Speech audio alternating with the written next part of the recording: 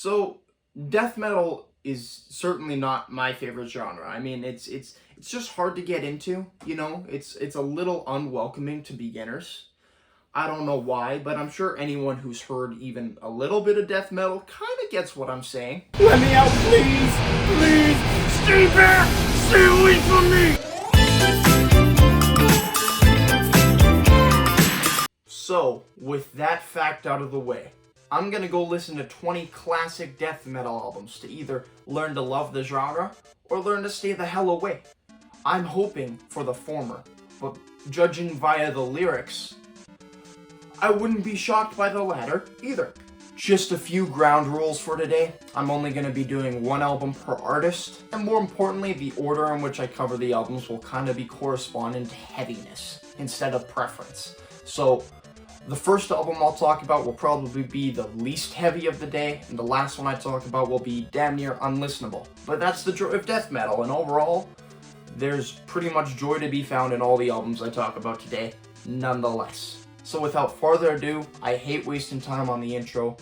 Let's just dive right into our first album of the day. For being one of the earliest death metal records, Leprosy has aged like a Twinkie filled with wine. It hasn't. I believe a lot of the credit goes to Chuck Schuldiner, which I believe that's how you pronounce his name. Either way it's pronounced, he is a legend, one of my absolute favorite musicians in metal and music in general. That's why you don't hear Dad singing about demons flying down and plucking nuns from the earth. You know, that's idiotic. I mean, even just looking at the track list, Pull the Plug is a behemoth of a song. The title track is a whole ass 7-minute journey, and even Forgotten Past is somehow a jazzy, neck-snapping banger.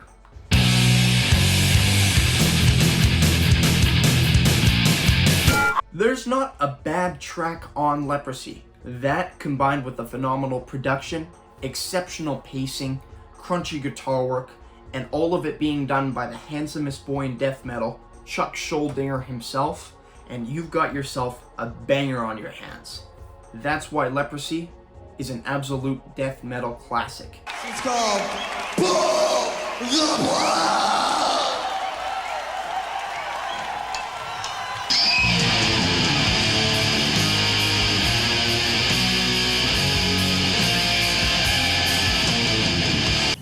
I gotta tell you, it was perfect. After Death, I'd say Bolt Thrower is your next best bet for decent death metal. A beginner can somewhat enjoy. You see, unlike most death metal bands, Bolt Thrower's brand of death metal is a little more groove focused. You know, if you thought death metal with screaming, harsh vocals, rancid guitar work couldn't be groovy, ladies and gentlemen of the court, I present you Bolt Thrower.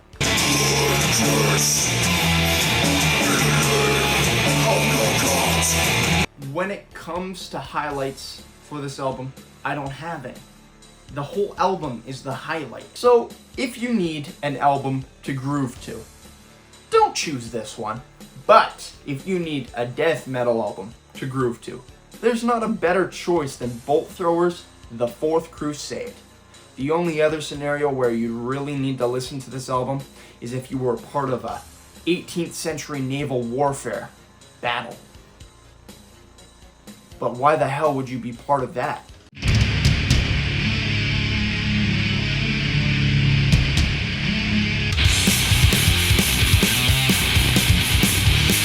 The Swedish and death metal are like Norway and black metal. It's their bread and butter, baby, what can I say? And there's no better example of Sweden's bread and butter than Entombed's Left Hand Path.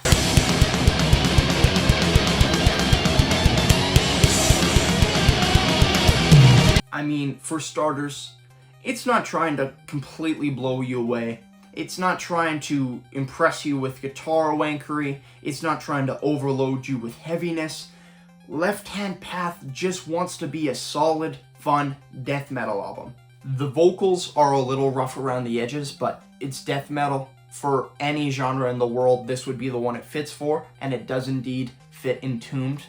Beyond that, the guitar work is impeccable, transsensual, pretty much ascending you with immaculate death metal riffs. And most importantly, Nick Anderson might just be my favorite drummer in death metal because his grooves, his different fills, and all the unique styles he's using on different songs are phenomenal. One of the greatest gifts a drum set could receive in its lifespan is having the song The Truth Beyond played on that drum set.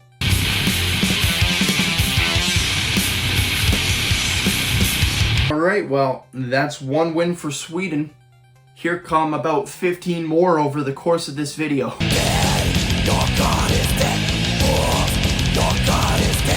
If there was one word that described Morbid Angel's Altars of Madness, it would be chaos. The album's a rapid encirclement of blast beats, wonky flying guitar work, retrospectively cute little growls that definitely are one of the least aggressive in the death metal genre. But as one of the first albums in the genre, its retrospectively cute growls can be excused.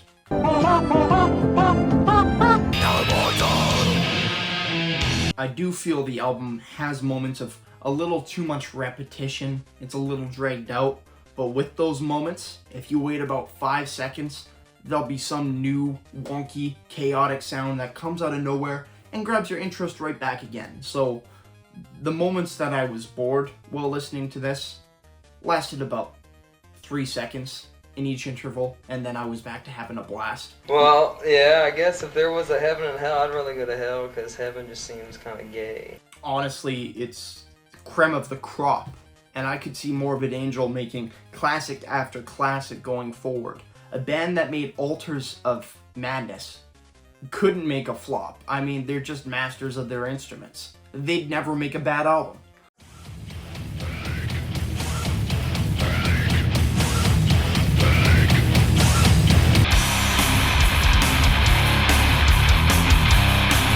Like an ever-flowing stream is on the verge of being melodic death metal. Now, don't take that as this not being heavy. This just has an overall sense of melody with its guitar work and songwriting that no other album here really has. It has a lot of serenitous, calming, peaceful moments and transsensual guitars. But it still gets heavy as shit too! I know death metal sounds scary, but Dismember are barely death metal. They're practically melodic death metal.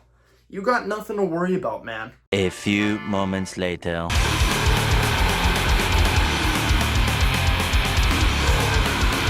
You lied! The lyrics are brutal. The blast beats be blast. Overall, it just has some of the greatest death metal tracks to ever come out of the genre. I will never, ever get tired of the track Sickening Art. So, just like an ever-flowing stream, Dismember will hold up for the ages, will last into the future, with a legacy that'll be preserved in death metal forever. It's like an ever-flowing stream.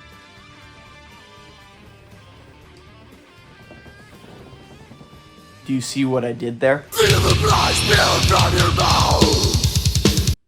Yeah, I didn't like this one very much. If you could see that I'm the one who understands you. I think I could really like this album if the subpar vocals weren't the most focused upon part of the mix.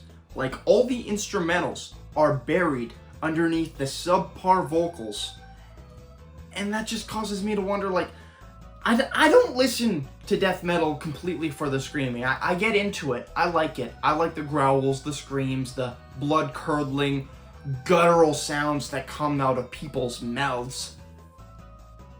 But I like some solid guitar work and drumming behind it too. You can't hear it on Obituary because they just buried it in the mix. So no, I don't like this album. It doesn't get more straightforward than consuming Impulse. The songs are full of chunky, beautiful death metal riffs. The vocals are properly mixed, and you can hear them well while still hearing the awesome instrumentals. And as a huge fan of thrash metal especially, I mean, the thrash metal elements on here are super clean, super clear, and most importantly, make this thing sound like a bright and cheerful war zone. Wouldn't it be nice if we were older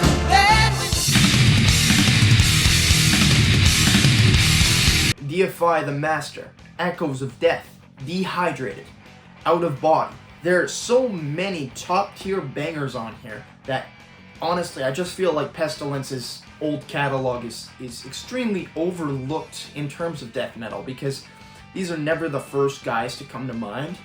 But when you actually listen to them, oh, sure, some tracks aren't as good, but that's any album. That's just how music works. Some tracks aren't going to be good as other tracks. I mean, it's more so common sense rather than a problem with this album, so... I mean, yeah, can I make it more straightforward? Go listen to this.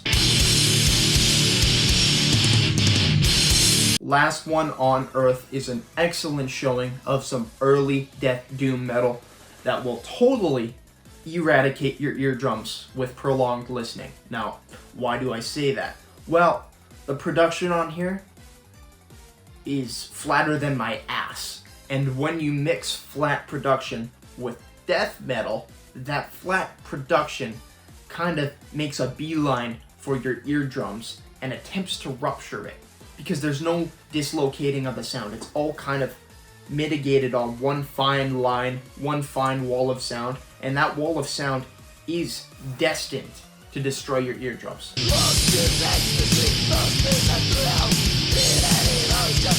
Excellent pacing, great songwriting, and most importantly, slow, epic, crunchy death doom riffs make this thing a behemoth of evil.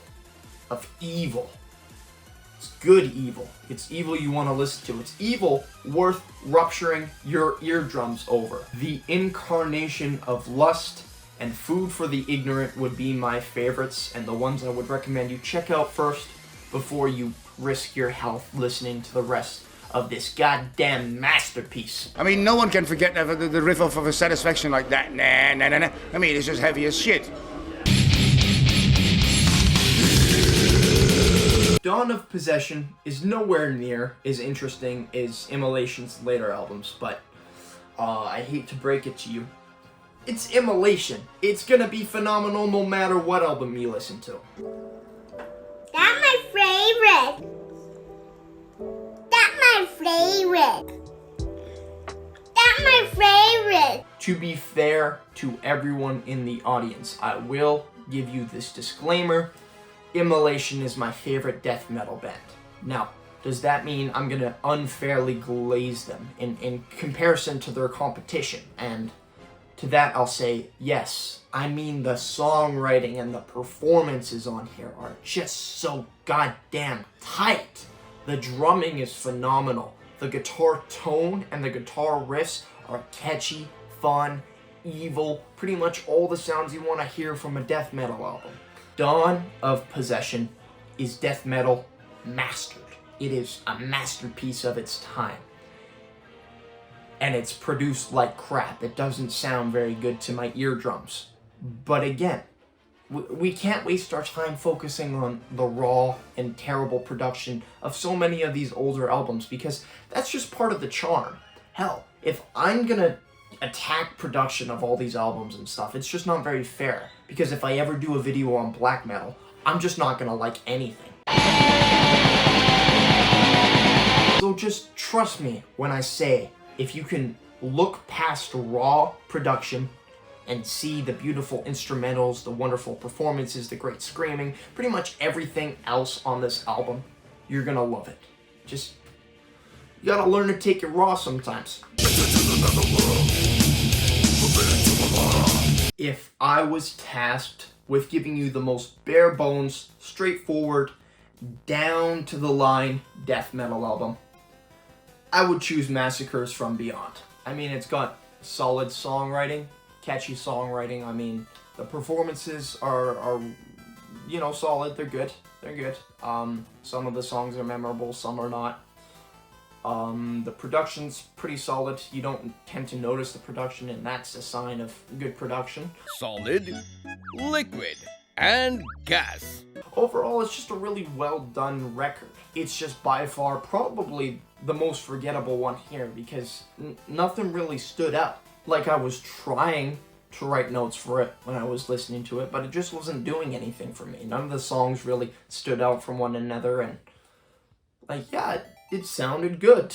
So if you like Massacre, I mean, all you, man, but this is just getting awkward for me, so I'm just gonna move on. Massacre's a good time, but no. I'm not kidding when I say when I heard the first riff on Psychostasia, I knew this was gonna be one hell of an album, and that's pretty much all owed to the guitar work.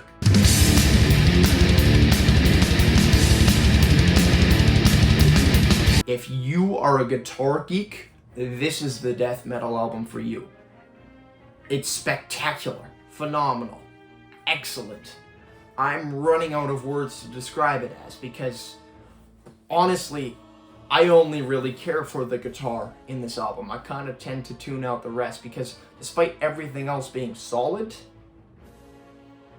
the guitar go wah, wah, wah, wah, wah.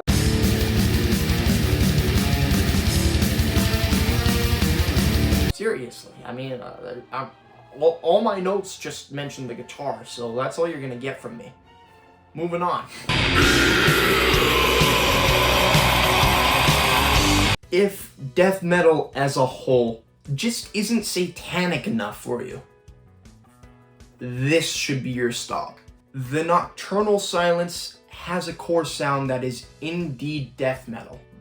But to be honest, the imagery, the presentation, the interludes, the riffs, pretty much every single other aspect of this album is black metal. Even the lyrics. In the shadow of our Lord, the priest speaks of incantation.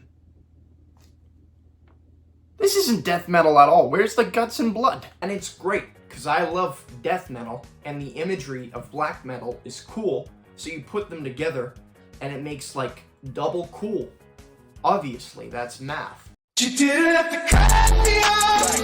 If I had to describe Necrophobic as a band, they are a band that wanted to be black metal very desperately, but they weren't the best at making black metal, but they were good at making death metal. So what they did is they took their gang of guys that are dressed up as a black metal band and they made death metal. And let me tell you what, it is slapping. It is good shit. So next time your evening plans revolve around church burning and your poser friends decide they don't like black metal for the millionth time, just throw on Necrophobic because it's the closest you'll get to that atmosphere of black metal while still giving your poser friends some awesome death metal to listen to.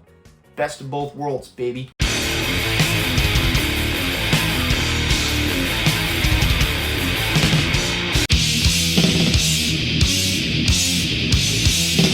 Deicide have always felt like the edgelords of death metal. Their random snarling demon growls and their great succession of obscenities, the chaining of words like that, it comes off as less cool and more just edgy. Do I look like a Christian to you? No, not really, but I mean, I don't know you now, and I just know you. Well, trust me, I'm not a Christian and I believe in Lucifer. That is one kick-ass dude. It's good. Don't get me wrong, I like Deicide. It's just they kind of cringe sometimes. They kind of, I don't know, they kind of play into their gimmick a little too much. They make me kind of regret listening to the music. Like, it's not bad. There's a lot of songs I don't like, but it's not bad. It's just not great. Take a song like Blaspherion. It sounds stupid. A lot of their songs sounds stupid. It's just their style. But it's worth it in a way because they have a lot of great songs. For example, the track Deicide from the album Deicide from the band Deicide is a great track from the band Deicide. But beyond just a few tracks, I'm gonna pay my attention elsewhere. Because there's just better death metal out there. Gorment's The Ending Quest focuses a lot on big, epic build-ups that are slow and methodical, only to unleash devastation upon thee with blast beats and awesome death metal breakdowns out of nowhere. It's crazy sauce, and the absolute chefs at Gorment just absolutely cake this thing up. It's got little touches of black, it's got some brutalness thrown in there, the spices are Doom inspired. So if you just need an awesome, epic, badass death metal album to fall asleep to, don't listen to no death metal vocals ASMR before bedtime. Listen to this. Hey guys, I'm back with some ASMR death metal before bedtime for you. Are you ready for this?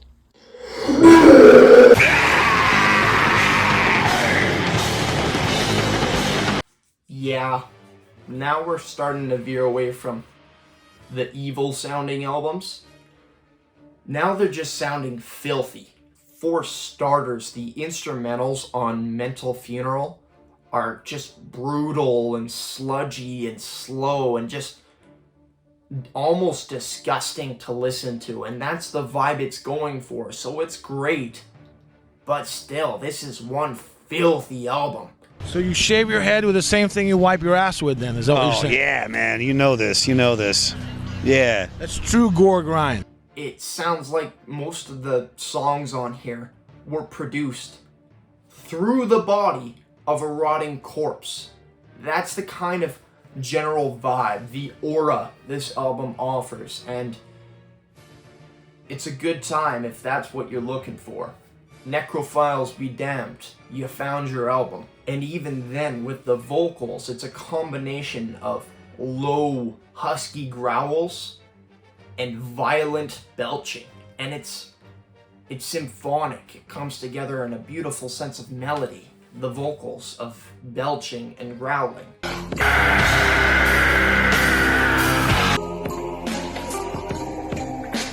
But in the case of a track like Hole in the Head, it can be my cup of tea. There is certainly some sections on here that sound badass and awesome. We're just getting to that point where a lot of this stuff is starting to sound a little heavy for my personal taste. With technical, doomy, and brutal elements throughout, Seasons of Anguish is one of the most interesting death metal albums from the time period. For example, the album has some really technical, instrumental, melodic interludes, and they're weird because you'll be calmed down and mellowed out by these interludes, and then the album will onslaught you with brutality because the band lives up to the name.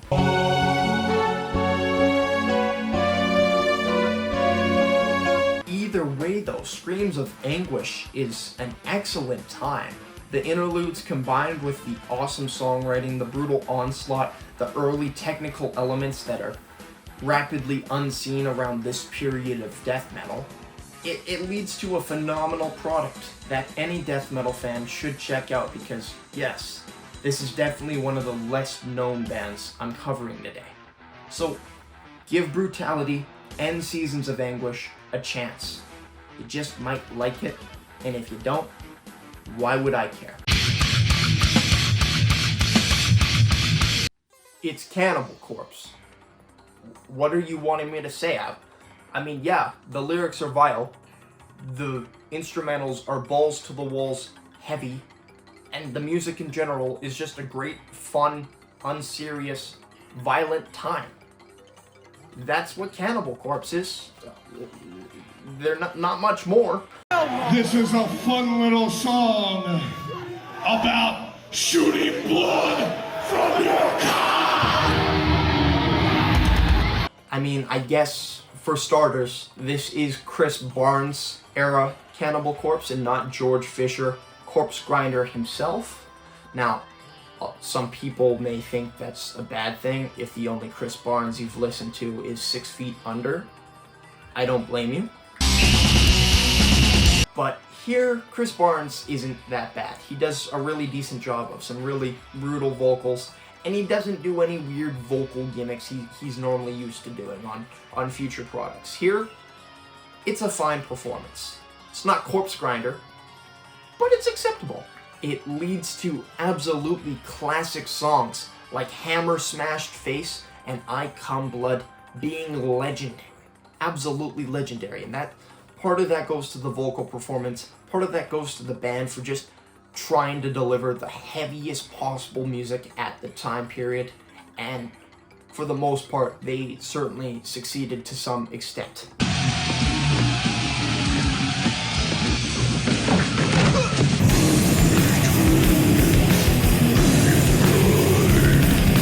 Holy shit.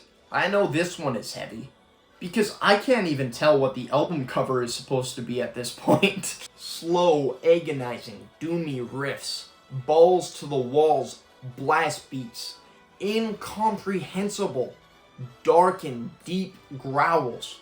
This is a Goliath of an album. And if you can handle it, it is one hell of a great time.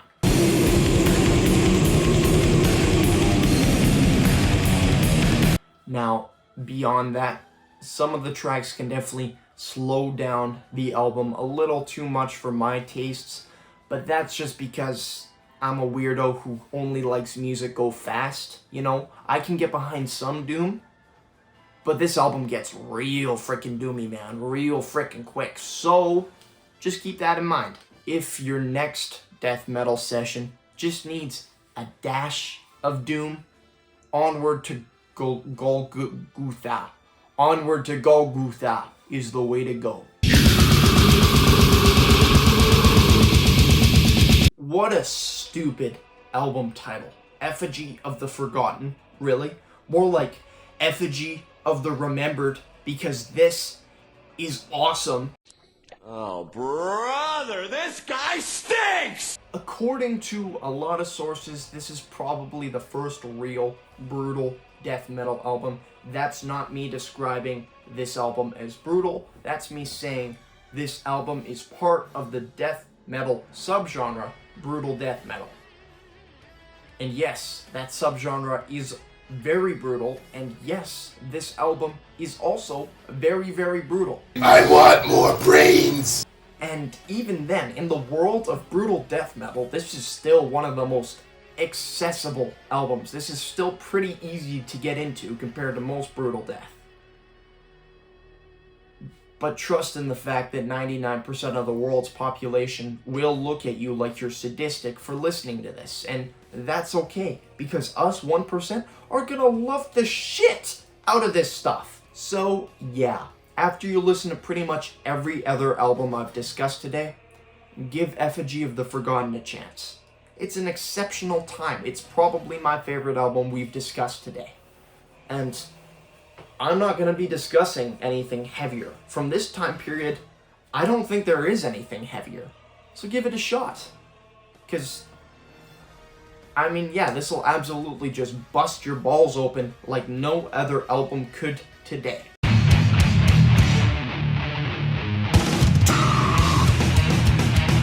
What kind of music is this?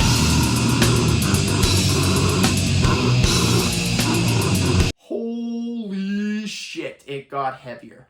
Let me tell you, Infestor, Degradation, it all lives up to its name here, because all the words it uses in both the artist name and the album name fit perfectly for how brutal this album sounds. It's an awesome time, and honestly, a huge recommendation for any death metal fan out there. There's really no problem I have with this record. Whenever the phone's ringing in my videos, it's never a good sign, but maybe for once. Yo, what's up? Oh. damn it. Okay. Yeah. My bad. I'm sorry. I'll call you back later. They're white supremacists.